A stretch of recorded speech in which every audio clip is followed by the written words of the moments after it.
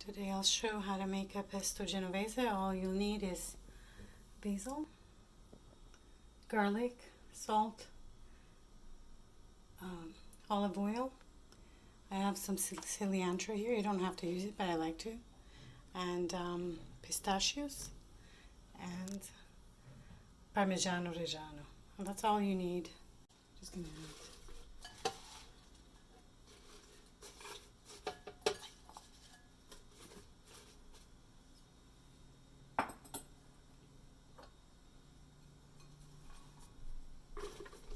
So I added basil, pistachios.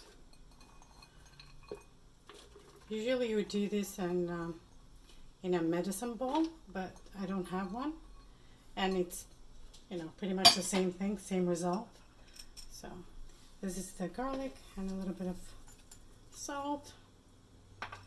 And I'm going to put the cilantro in there. And then you'll need the pecorino cheese as well. I don't have that, but I don't even need that. Too much of, yeah. This is what I prefer, anyway.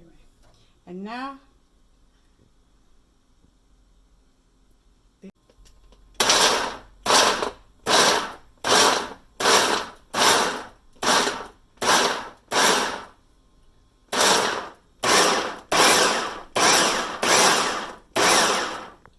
so the pesto is ready. I'm just going to add a little bit of lemon on top of it.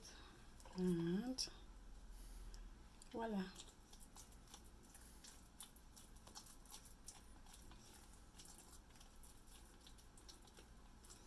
You can use what you need and then put the rest in a jar in the fridge.